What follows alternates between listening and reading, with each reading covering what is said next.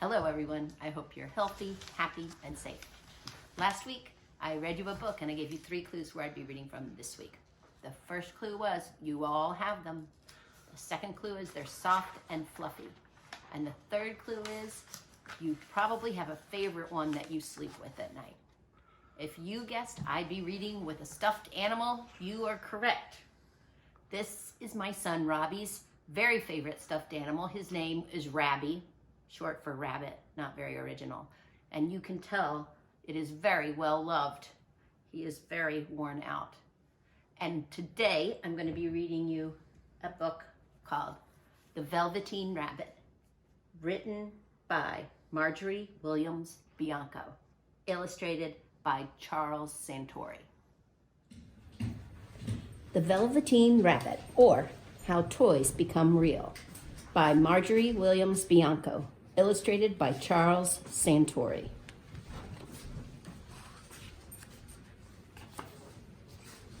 There was once a Velveteen Rabbit, and in the beginning he was really splendid. He was fat and bunchy, as a rabbit should be. His coat was spotted brown and white. He had real thread whiskers, and his ears were lined with pink satin. On Christmas morning, when he sat wedged in the top of the boy's stocking with a sprig of holly between his paws, the effect was charming. There were other things in the stocking, nuts and oranges and a toy engine and chocolate almonds and a clockwork mouse, but the rabbit was quite the best of all. For at least 2 hours, the boy loved him. And then aunts and uncles came to dinner, and there was a great rustling of tissue paper and unwrapping of parcels. And in the excitement of looking at all the new presents, the Velveteen Rabbit was forgotten. For a long time, he lived in the toy cupboard or on the nursery floor, and no one thought very much about him. He was naturally shy, and being only made of velveteen, some of the more expensive toys quite snubbed him. The mechanical toys were very superior and looked down upon everyone else. They were full of modern ideas and pretended they were real. The model boat, who had lived through 2 seasons and lost most of his paint, caught the tone from them and never missed an opportunity of referring to his rigging in technical terms. The rabbit could not claim to be a model of anything, for he didn't know that real rabbits existed. He thought they were all stuffed with sawdust like himself, and he understood that sawdust was quite out of date and should never be mentioned in modern circles. Even Timothy, the jointed wooden lion, who was made by the disabled soldiers and should have had broader views, put on airs and pretended he was connected with the government. Between them, all the poor little rabbit was made to feel himself very insignificant and commonplace. And the only person who was kind to him at all was the skin horse. The skin horse had lived longer in the nursery than any of the others. He was so old that his brown coat was bald in patches and showed the seams underneath, and most of the hairs in his tail had been pulled out to string bead necklaces. He was wise, for he had seen a long succession of mechanical toys arrive to boast and swagger, and by break their mainsprings and pass away. And he knew that they were only toys and would never turn into anything else. For nursery magic is very strange and wonderful, and only those playthings that are old and wise and experienced, like the skin horse, understand all about it. "What is real?" asked the rabbit one day, when they were lying side by side near the nursery fender before Nana came to tidy the room. "Does it mean having things that buzz inside you and a stick-out handle?" "Real isn't how you're made," said the skin horse. "It's a thing that happens to you when a child loves you for a long, long time, not just to play with, but really loves you. Then you become real." "Does it hurt?" asked the rabbit. "Sometimes," said the skin horse, for he was always truthful. "When you are real, you don't mind being hurt." "Does it happen all at once like being wound up?" he asked, "or bit by bit?" "It doesn't happen all at once," said the skin horse. "You become. It takes a long time. That's why it doesn't happen often to people who break easily or have sharp edges or who have to be carefully kept. Generally, By the time you are real, most of your hair has been loved off, and your eyes drop out, and you get loose in the joints and very shabby. But these things don't matter at all, because once you are real, you can't be ugly, except to people who don't understand. I suppose you are real, said the rabbit. And then he wished he had not said it, for he thought the skin horse might be sensitive. But the skin horse only smiled. The boy's uncle made me real, he said. That was a great many years ago. But once you are real, you can't become unreal again. It lasts for always. The rabbit sighed.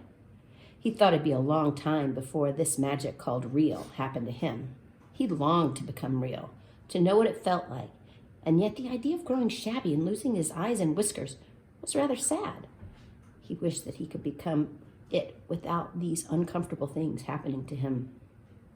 There was a person called Nana who ruled the nursery. Sometimes she took no notice of the playthings lying about, and sometimes, for no reason whatever, she went swooping about like a great wind and hustled them away in cupboards.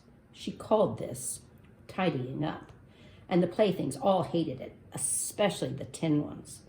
The rabbit didn't mind it much, for wherever he was thrown, he came down soft. One evening when the boy was going to bed, he couldn't find the china dog that always slept with him. Nana was in a hurry, and it was too much trouble to hunt for china dogs at bedtime, so she simply looked about her, and seeing that the toy cupboard door stood open, she made a swoop.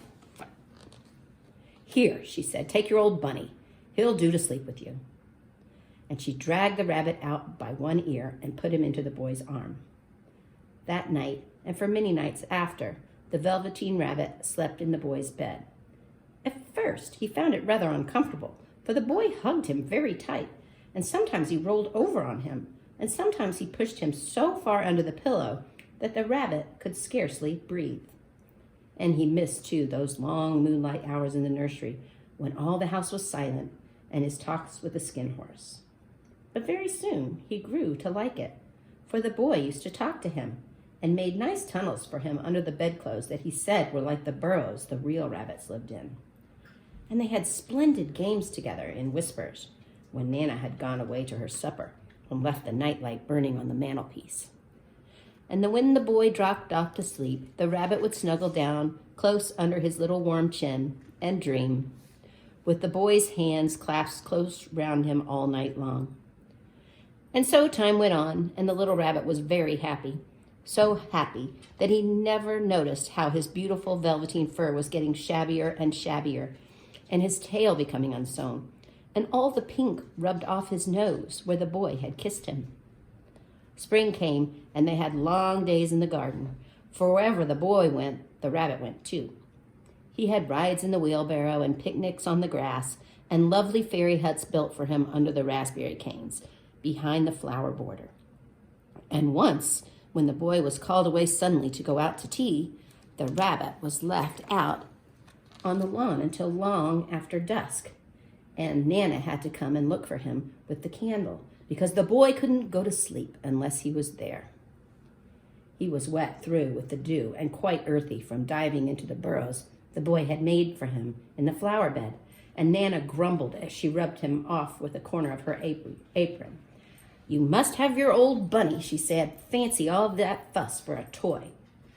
The boy sat up in bed and stretched out his hands. Give me my bunny, he said. You mustn't say that. He isn't a toy. He's real. When the little rabbit heard that, he was happy, for he knew that what the skin horse had said was true at last. The nursery magic had happened to him, and he was a toy no longer. He was real. The boy himself had said it. That night he was almost too happy to sleep, and so much love stirred in his little sawdust heart that it almost burst. And into his boot-button eyes that had long ago lost their polish, there came a look of wisdom and beauty, so that even Nana noticed it next morning when she picked him up and said, I declare if that old bunny hasn't got quite a knowing expression. That was a wonderful summer. Near the house where they lived, there was a wood, and in the long June evenings, the boy liked to go there after tea to play. He took the Velveteen Rabbit with him.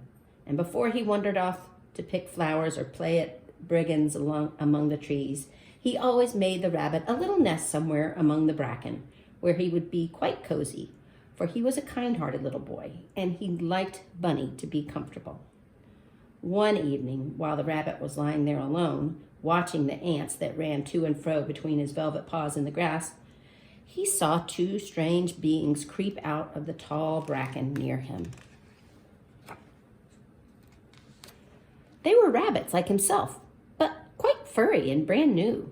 They must have been very well made, for their seams didn't show at all, and they changed shape in a queer way when they moved. One minute they were long and thin, and the next minute fat and bunchy, instead of always staying the same like he did.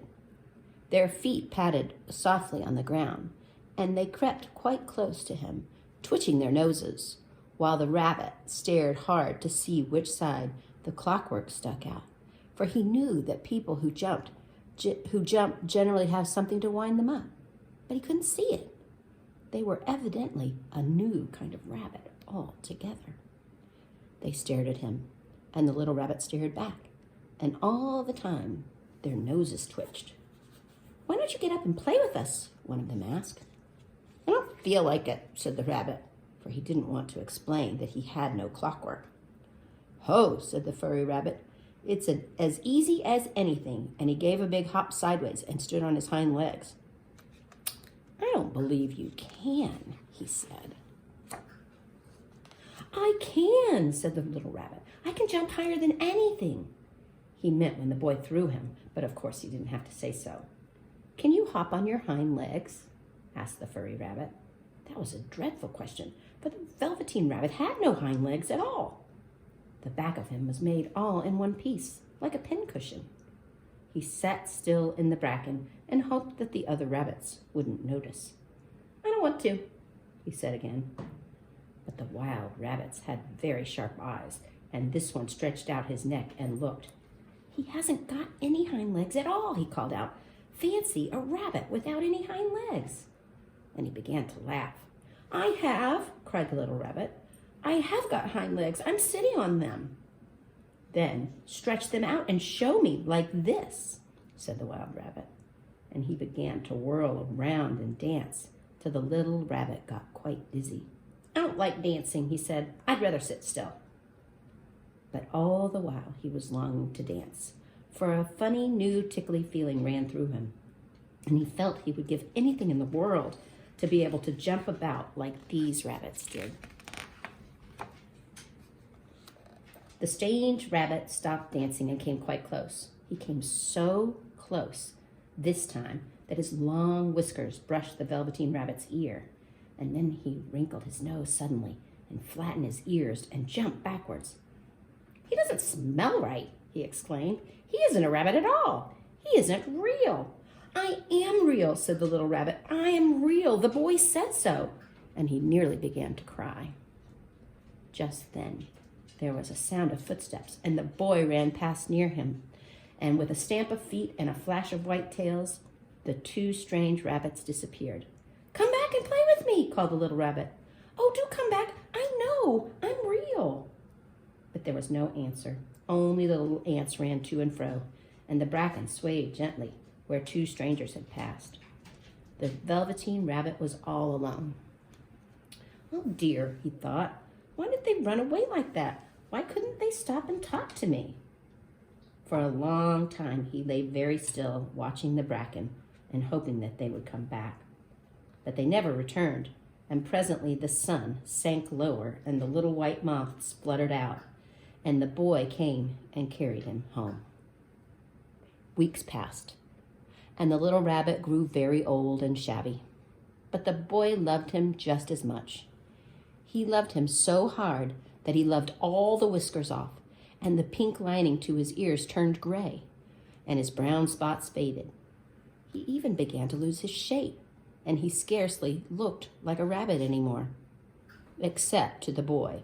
To him, he was always beautiful, and that was all that the little rabbit cared about. He didn't mind how he looked to other people, because the nursery magic had made him real. And when you are real, shabbiness doesn't matter. I hope you like that first half of The Velveteen Rabbit. I love it. It's one of my favorite stories. Stay tuned for the second half of The Velveteen Rabbit.